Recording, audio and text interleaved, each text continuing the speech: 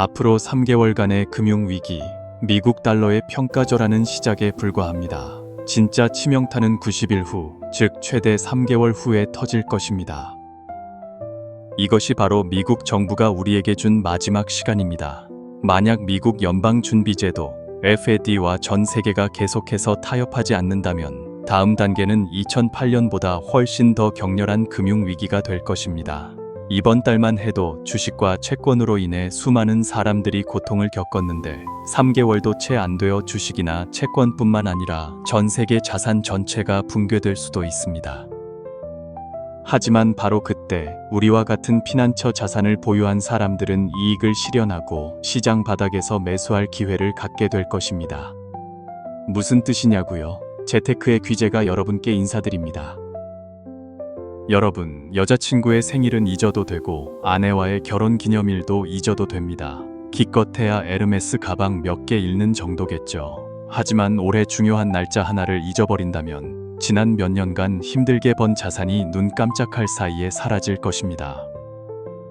그날은 바로 올해 6월 마지막 날입니다. 왜냐고요? 미국이 이전에 빌린 6조 5천억 달러의 부채가 6월, 정확히는 6월 마지막 날에 만기가 되기 때문입니다. 그때가 되면 미국이 이 부채를 어떻게 처리할지 알게 될 것입니다. 미국이 빚을 갚지 않는 것이 우리와 무슨 상관이냐고요? 왜 중요한 날짜냐고요?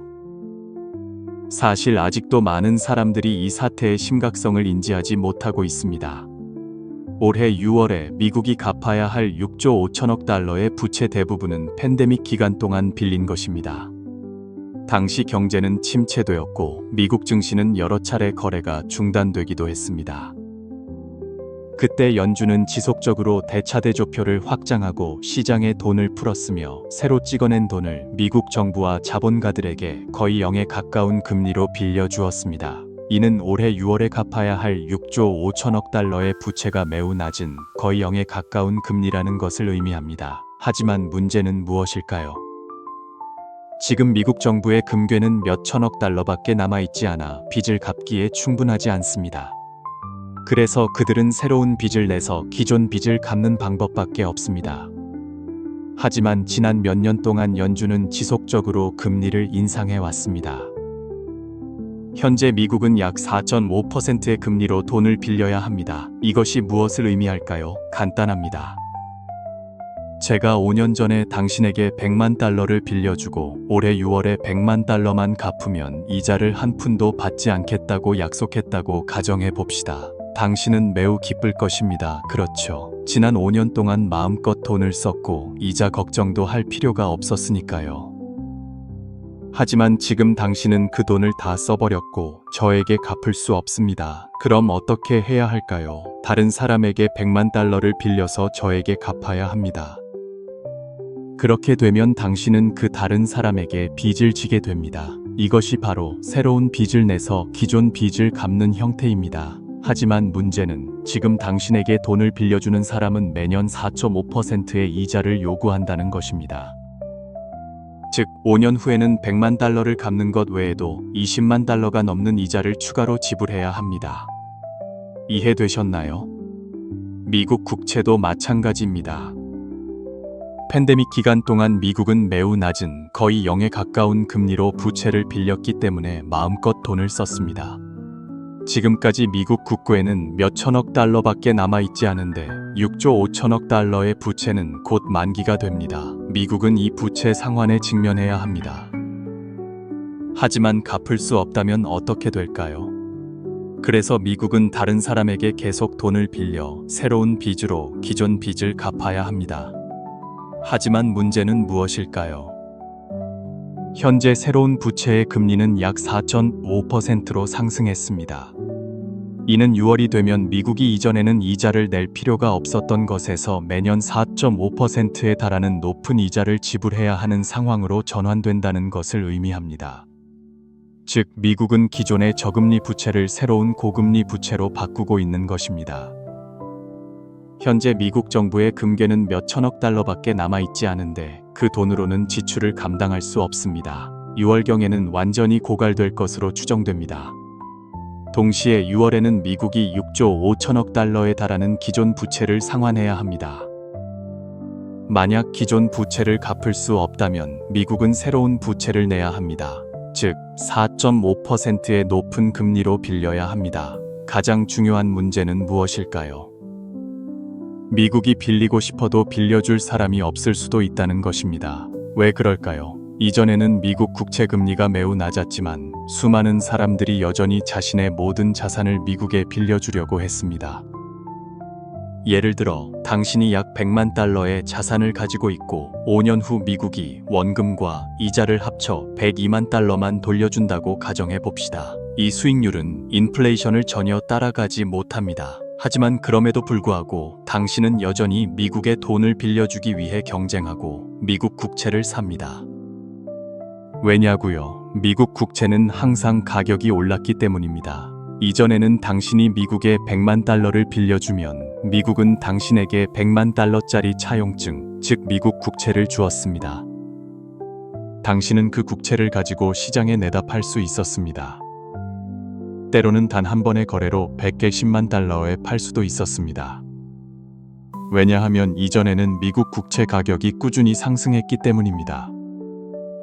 따라서 많은 사람들이 미국에 돈을 빌려주고 싶어 했습니다. 왜냐하면 일찍 빌려줄수록 더 저렴한 가격에 미국 국채를 살 수 있었기 때문입니다.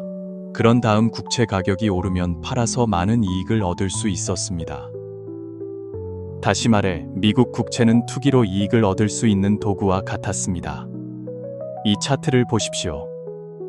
2014년에 미국 국채를 샀다면, 즉 미국에 돈을 빌려줬다면 2020년 3월에는 보유하고 있는 국채 가치가 2배로 증가했습니다. 6년 만에 2배입니다.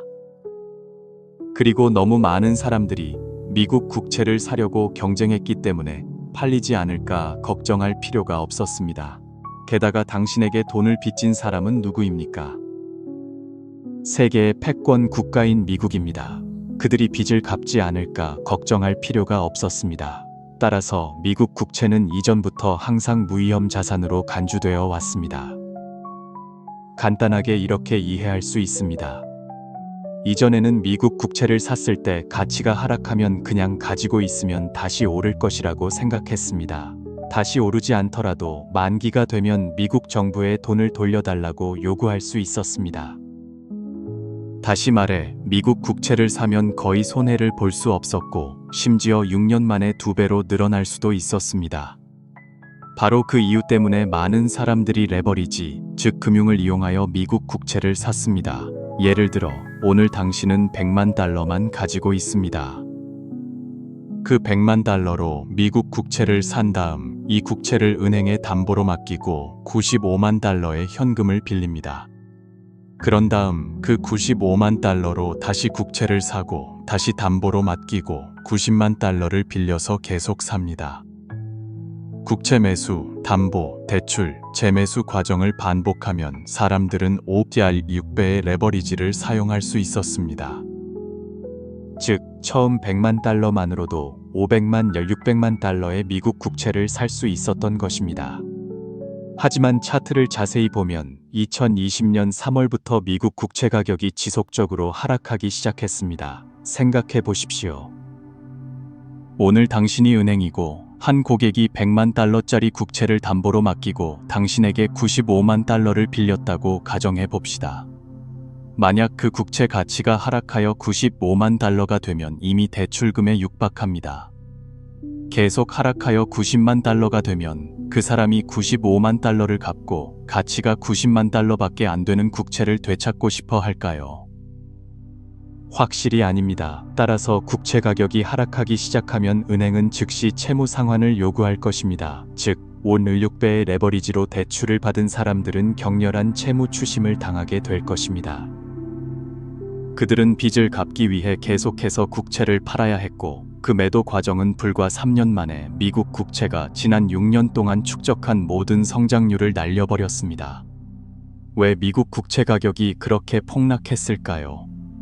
중국과 일본이 최근 몇 년 동안 대량의 미국 국채를 매각했기 때문입니다. 핵심은 여기에 있습니다. 이전에는 사람들이 미국 국채가 끊임없이 가격이 오를 수 있다는 이유로 몰려들었습니다. 하지만 지금 미국 국채는 지속적으로 가격이 하락하고 있으며 중국, 일본과 같은 국가조차도 맹렬히 매도하고 있는 약세장에 진입했습니다. 최근 몇 년 동안 수많은 미국 은행들이 손실이 많은 국채를 너무 많이 보유하여 파산했습니다. 그렇다면 지금 당신은 미국 국채를 감히 살 수 있겠습니까? 현재 미국 국고는 바닥을 드러내고 있으며 높은 금리로 부채를 빌려야 할 준비를 하고 있지만 높은 금리를 지불하더라도 빌려줄 사람이 없을 수도 있습니다. 그럼 어떻게 해야 할까요? 미국 국채는 지금 언제라도 무너질 수 있는 매우 길고 낡은 집과 같습니다. 계속해서 수리하고 개조하는 방법을 선택할 수 있지만 아무리 수리해도 잠시 동안 외관만 조금 더 아름답게 만들 뿐입니다. 낡은 기초는 그대로 남아있고 붕괴 위험은 여전히 존재합니다. 하지만 괜찮습니다. 다른 선택지가 있기 때문입니다. 이 집을 폭파하고 처음부터 다시 짓는 것입니다. 다시 말해, 당신이 미국 정부라면 미국 국채의 생명을 계속 유지하려고 노력할 수도 있고 죽었다가 다시 살아나는 것을 선택하여 미국 경제 전체를 폭파하고 전 세계 경제의 붕괴를 초래한 다음 잿더미에서 다시 태어나 미국을 가장 빠르게 경제를 회복하는 국가로 만들고 그 집을 처음부터 다시 지을 수도 있습니다. 그럼 어떤 방법을 선택하시겠습니까? 2008년에 미국은 그 집을 폭파하는 방법을 선택했습니다. 그리고 지금 다시 한번 세계 경제 위기를 촉발할 시한폭탄 앞에 서 있습니다. 만약 2008년 금융위기의 절망이나 2020년 미국 증시 거래 중단의 공포를 경험한 적이 있다면 이 일이 자신과 관련 없다고 생각하는 사람들이 6월 마지막 날에 모든 자산을 잃을 수도 있다는 것을 이해할 것입니다. 하지만 동시에 이 게임의 시나리오를 일찍 파악한 사람들은 부를 쟁취할 수 있을 것입니다. 만약 이 게임의 희생자가 되고 싶지 않고 심지어 사회 계층을 뛰어넘고 싶다면 제 채널을 구독할 수 있습니다. 왜냐하면 앞으로 더 많은 정보를 제공할 계획이기 때문입니다. 그리고 듣고 나서 잊어버릴까봐 시간을 낭비하는 것과 같다고 생각한다면 이 비디오에 좋아요를 눌러 재생 목록에 자동으로 저장되도록 하여 나중에 쉽게 다시 따라할 수 있도록 하십시오. 그렇다면 미국 정부는 낮은 이자율의 부채를 높은 이자율의 부채로 바꾸는 문제와 지출할 돈이 없는 문제를 궁극적으로 어떻게 해결해야 할까요? 답은 하나뿐입니다. 미국의 주인들, 즉 연방준비제도 FED가 돈을 찍어내도록 하고 찍어낸 돈으로 미국 국채를 사들인 다음 다시 미국 정부에 돈을 빌려주도록 하는 것입니다. 게다가 금리도 낮춰야 하며 가급적 0%로 낮춰야 합니다. 하지만 또 다른 문제가 발생합니다. 왜 연준이 미국 정부를 도와야 할까요? 왜냐하면 아무도 국채를 사지 않으면 미국은 6조 5천억 달러를 갚을 수 없게 되고 그때가 되면 파산을 선언하고 그 차용증이 단지 휴지 조각에 불과하다는 것을 인정하는 수밖에 없기 때문입니다. 미국에 돈을 빌려준 모든 사람들은 달러를 되돌려 받을 수 없게 됩니다. 당신이 미국에 빌려준 돈은 그냥 날아가는 셈입니다. 그리고 미국과 같은 대국이 뻔뻔하게 파산할 수 있다면 전 세계는 즉시 미국 달러에서 도망쳐 다른 종류의 자산으로 바꿀 것입니다. 간단합니다. 은행과 같습니다. 이전에는 왜 당신의 은행에 돈을 맡겼을까요? 당신의 은행에 있는 내 돈이 내 집에 있는 것보다 안전하다고 생각했기 때문입니다. 하지만 지금 당신의 은행이 파산을 선언하면 내가 맡긴 돈을 되찾지 못할 수도 있다는 뜻인데 그럼 빨리 돈을 빼야 하지 않겠습니까? 그리고 왜 우리는 미국 달러를 사용할까요? 당신의 달러를 가지고 있는 것이 자국 통화를 가지고 있는 것보다 안전하다고 느끼기 때문입니다. 예를 들어 당신이 우크라이나 사람이고 당신의 나라는 전쟁으로 파괴되고 있지만 미국 달러만 가지고 있다면 여전히 자산을 보존할 수 있습니다.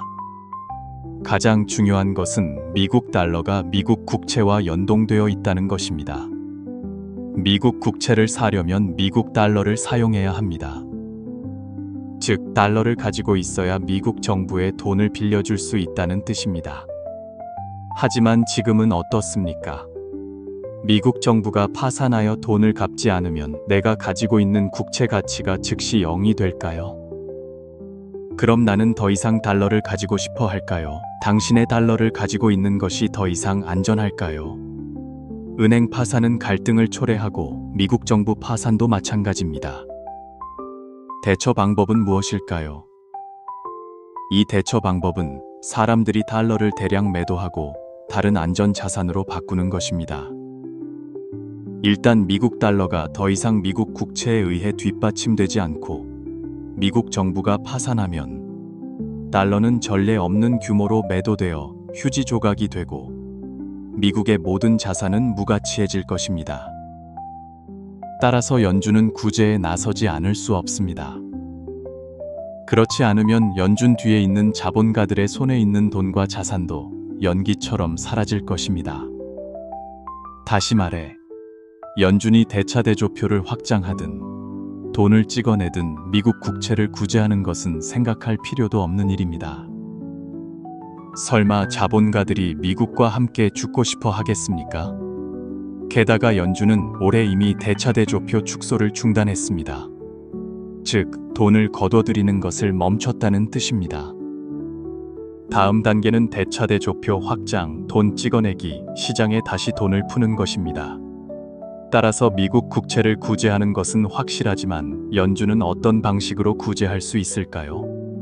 첫 번째 방법은 대차대조표를 확장하고 돈을 찍어내서 미국 정부의 국채를 사들이되 금리를 낮출 필요는 없고 여전히 4.5%의 높은 금리를 유지할 수 있습니다. 많은 사람들이 4.5% 금리도 높다고 할 수 있느냐고 말합니다. 여러분, 이전에는 미국 정부가 거의 이자 없이 거의 0에 가까운 금리로 돈을 빌렸습니다. 지금은 4.5%입니다. 차입 비용이 4배 이상 늘어난 것 아닙니까? 그리고 그들은 수조 달러를 빌립니다. 단 1%의 이자만 해도 엄청난 숫자입니다. 하지만 당신은 겨우 몇만 달러를 빌리고 금리가 5%라고 해도 그 돈은 아무것도 아닙니다. 따라서 만약 연준이 매년 금리를 낮추지 않는다면 미국 정부는 영원히 연준 뒤에 있는 자본가들을 위해 일해야 할 것입니다. 간단히 말해 미국 국민이 번 돈은 정부에 세금으로 내고 정부는 그 돈을 다시 연준과 만기 국채를 보유한 거물들에게 높은 이자를 지불하는 데 사용합니다. 만약 미국 달러가 계속해서 그렇게 높은 금리를 유지한다면 미국에서는 점점 더 많은 기업들이 버티지 못하고 파산할 것입니다. 왜냐하면 미국 정부조차도 4.5%의 이자를 내고 빌려야 하기 때문입니다. 그렇다면 당신이 사업을 하고 채권을 발행하면 금리가 더 높아지지 않겠습니까? 그렇게 높은 이자를 감당할 수 없다면 파산해야 합니다. 당신이 파산하면 많은 사람들이 일자리를 잃고 실업은 사람들이 소비를 하지 않게 만들어 경제 침체를 유발합니다. 경제 침체는 주식과 채권 모두의 붕괴로 이어질 것입니다.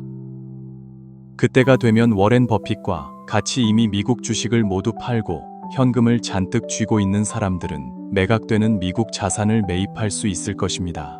이 단계에서 버핏은 현금뿐만 아니라 현금성 자산, 즉 3개월에서 1년 만기의 당이 미국 국채도 보유하고 있습니다. 그때가 되면 미국 정부는 버핏에게 원금과 높은 이자를 모두 돌려줘야 할 것입니다. 다시 말해, 버핏은 미국 정부에 높은 이자로 돈을 빌려줄 뿐만 아니라 일단 매입하고 싶으면 단기 국채를 달러로 바꿔 저렴한 자산을 사냥할 수 있습니다. 이것이 바로 우리가 처음에 말했던 것입니다. 지금은 미국 국채라는 아주 길고 낡은 집이 있습니다. 수리하고 업그레이드 할 수 있습니다. 즉, 버핏이 뒤를 받쳐주도록 할 수 있습니다. 하지만 이 집은 여전히 길고 낡을 것이고 여전히 아무도 사지 않을 것이며 금리는 여전히 버핏이 결정하고 여전히 자본가들의 손에 있는 올가미가 되어 미국을 옥죄할 것입니다.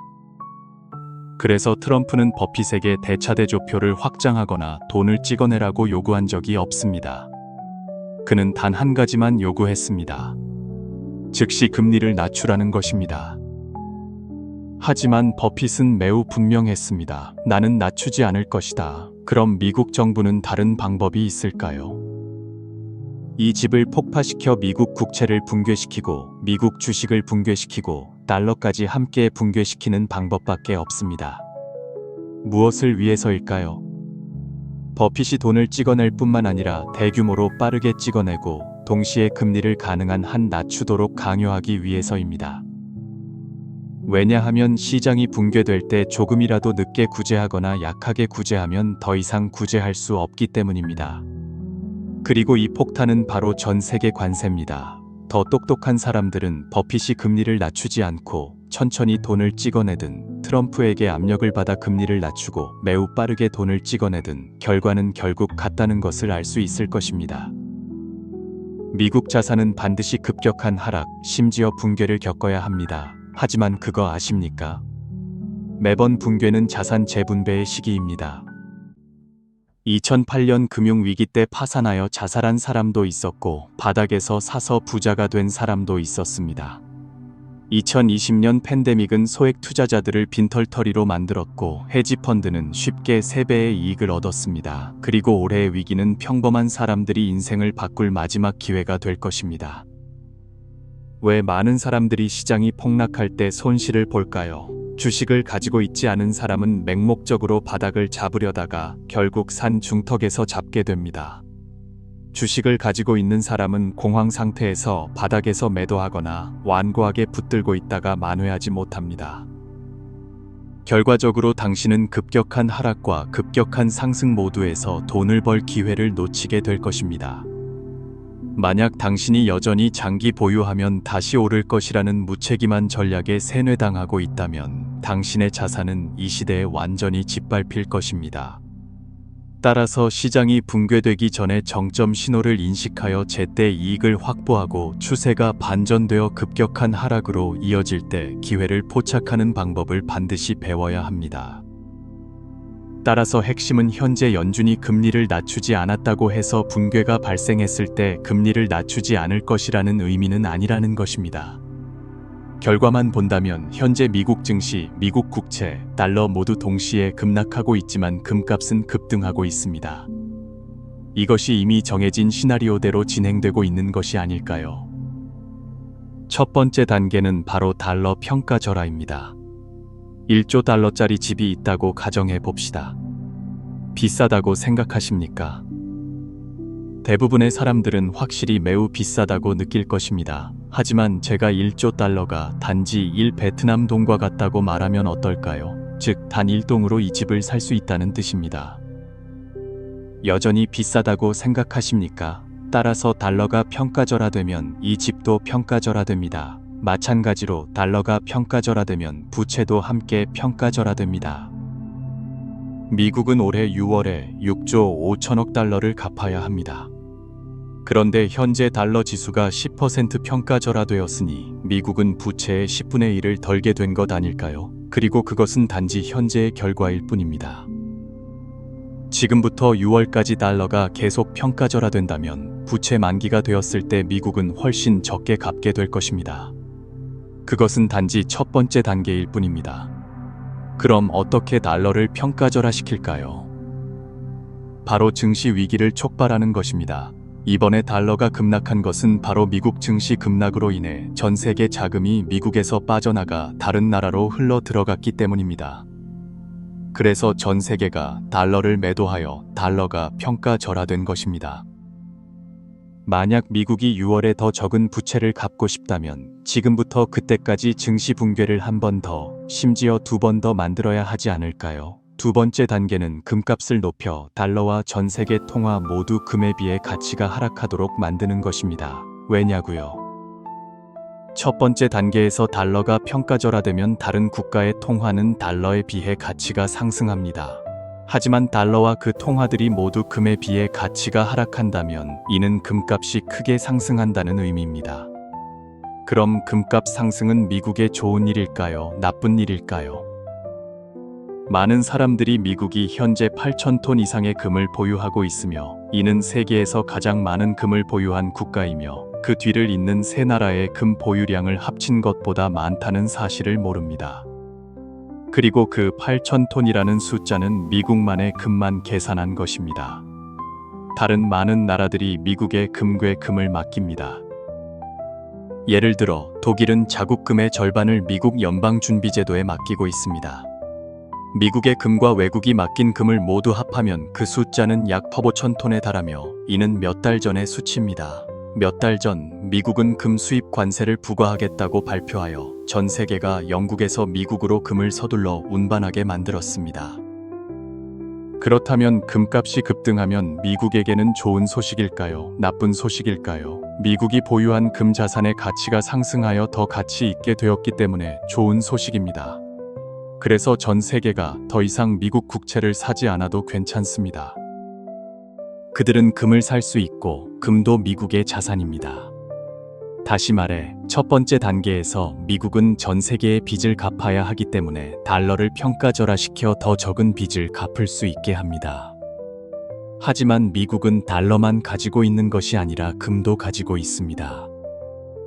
두 번째 단계에서 금값 상승은 미국이 달러에서 입은 손실을 보상하는 데 도움이 됩니다. 한쪽은 줄고 한쪽은 늘어나 전체적으로 균형을 이룹니다. 이 계획의 세부 사항은 2개월 전 영상에서 자세히 분석했으니 나중에 다시 보실 수 있습니다. 그리고 세 번째 단계는 관세를 활용하여 전 세계 자산 및 통화 붕괴를 촉발하는 것입니다. 연준의 대차대조표 확장 및 구제를 위한 자금 투입과 결합하여 금에서 미국 자산으로 자금 흐름을 유도합니다. 무슨 의미일까요? 다시 한번 시간표를 살펴봅시다. 모든 것이 명확해질 것입니다. 미국은 6월에 6조 5천억 달러의 부채를 갚아야 합니다. 관세 인상은 90일, 즉 7월까지 연기되었습니다. 이는 지불해야 할 금액을 줄이기 위해 달러를 평가절하하는 임무가 6월에 미국이 부채를 해결한 후에 끝난다는 것을 의미합니다. 따라서 앞서 말했듯이 미국 증시가 다시 한번 붕괴된다면 6월경에 발생할 가능성이 있습니다. 그리고 7월에 관세 인상이 다시 시작되면 전 세계 자산과 통화가 다시 한번 붕괴될 수 있습니다. 다시 말해 새로운 세계 경제 위기가 7월경에 발생할 수 있으며 전 세계 자산은 급격히 하락하여 저렴한 가격에 매각될 것입니다. 방금 말했듯이 현재 미국 연준은 금리를 낮추지 않았지만 그렇다고 위기가 발생했을 때 낮추지 않을 것이라는 의미는 아닙니다. 2008년과 2020년 시나리오가 반복된다면 연준은 대차대조표를 확장하고 금융 시스템에 자금을 투입할 뿐만 아니라 거의 0에 가까운 금리로 대출하여 미국 자본가들이 미국 증시와 자산을 바닥에서 매수할 수 있도록 도울 수 있습니다. 그때 미국 증시와 자산 시장은 강력하게 회복되고 미국 경제는 나머지 세계보다 빠르게 회복될 것입니다. 바로 그때 다른 국가들은 계속해서 자산을 저렴한 가격에 매각하고 달러로 바꿔 미국 자산을 매입할 것입니다. 그렇게 되면 전 세계 통화와 자산은 더욱 가치가 하락하고 미국은 금값을 낮춰 자금 흐름을 금에서 다시 달러, 미국 증시, 국채로 전환시킬 수 있습니다. 그때 미국 자산은 잿더미에서 다시 태어나 폭발적으로 성장할 것입니다. 네 번째 단계는 가장 간단합니다. 미국 자본가들은 정점에서 이익을 실현한 다음 가치가 상승한 달러를 가지고 전 세계에서 매각되는 자산을 바닥에서 매입할 수 있습니다. 이것이 바로 낡은 집을 폭파하고 새 집을 짓는 방법입니다. 이 모든 것이 단지 제 근거 없는 추측이라고 생각할 수도 있습니다. 하지만 괜찮습니다. 계속해서 역사를 살펴봅시다. 경제학자들은 연준이 대차대조표를 확장하고 돈을 풀면 통화량이 증가하고 돈의 가치가 하락한다고 지적했습니다. 그렇죠. 하지만 현실을 보십시오. 2008년 금융위기 이전에 달러는 급락했습니다. 위기 이후 연준은 대차대조표를 확장하고 막대한 규모로 돈을 풀고 금리를 낮췄는데도 달러는 다시 상승했습니다. 마찬가지로 2020년 팬데믹으로 인한 증시 위기 이전에도 달러는 급락했습니다. 하지만 시장이 붕괴된 후 연준은 무제한으로 돈을 찍어내고 금리를 거의 0으로 낮췄는데도 달러는 다시 급등했습니다. 왜 그럴까요? 왜냐하면 현실은 미국에서 위기가 발생하기 전에 미국 자본가들은 항상 먼저 자산을 매각한 다음 해외로 돈을 옮겨 다른 국가의 자산 거품을 부풀렸다는 것을 보여주기 때문입니다. 그때 달러는 평가절하되고 다른 국가의 통화는 가치가 상승합니다. 하지만 달러와 미국 자산이 너무 저렴한 수준으로 떨어지면 미국 자본가들은 다시 바닥에서 매수하고 연준은 거의 0에 가까운 금리로 대출하여 시장을 구제하고 미국 자산 가격을 다시 끌어올릴 것입니다.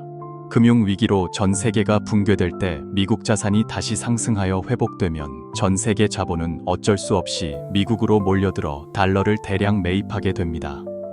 한편 전 세계 자산은 계속해서 매각되고 달러는 계속해서 가치가 상승합니다. 마지막으로 자본가들은 가치가 상승한 달러를 사용하여 저렴한 가격에 매각되는 전 세계 자산을 다시 매입할 수 있습니다. 따라서 지금 모든 일이 역사와 점점 더 비슷하게 진행되고 있다면 작년부터 우리가 금, 엔화 및 기타 위험 회피 자산을 축적하기 시작했고 지금까지 이 모든 자산이 지속적으로 가치가 상승하고 달러는 계속해서 가치가 하락하고 있다면 적어도 우리 전반전 투자 전략이 옳았다는 것을 보여줍니다. 그렇다면 후반전에는 6월과 7월에 미국 정부가 어떻게 빚을 갚을지 그리고 전 세계 자산 붕괴를 한 번 더 일으킬지 지켜봅시다.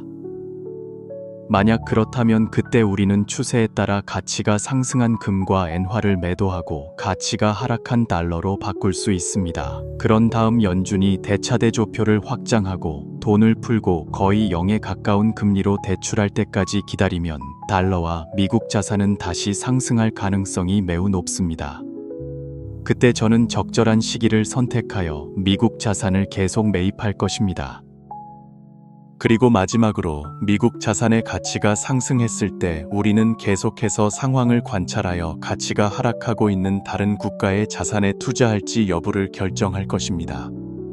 그리고 그 이후에 어떤 위기도 발생하지 않더라도 그 기회가 오지 않더라도 우리는 아무런 손해도 보지 않습니다. 그렇죠. 우리는 단지 자본을 회수하고 투자 포트폴리오를 재조정하면 됩니다. 따라서 미래의 시장 진입 기회를 놓치고 싶지 않다면 미리 준비해야 합니다. 먼저 당신과 저의 관점을 통일하고 제가 공유하는 투자 사고방식과 방법을 명확히 이해하십시오. 그런 다음 그것을 당신 자신의 자산으로 만드십시오. 그때 가서 지금 들어가야 할까요? 이 자산은 아직 살 수 있나요? 지금 자본이 묶여 있는데 손해보면 어떡하죠? 라고 묻지 마십시오. 기회는 지나가면 다시 얼마나 기다려야 할지 모르기 때문입니다. 최근 세계 정세는 점점 더 변동성이 커지고 있습니다. 하지만 시간 제약상 여기서 마치겠습니다. 저는 부자가 되고 기업가가 되고 투자자가 되고 재정적 자유를 얻는 방법에 대한 무료 지식을 공유합니다. 놓치고 싶지 않다면 제 채널을 구독하고 알림벨을 켜고 이 비디오를 널리 공유하십시오. 이 비디오에 좋아요를 누른 모든 형제자매들이 곧 재정적 자유를 얻기를 진심으로 바랍니다. 오늘 비디오에서 당신이 더 나은 삶을 사는데 도움이 되는 한두 문장을 찾았다면 저는 만족합니다.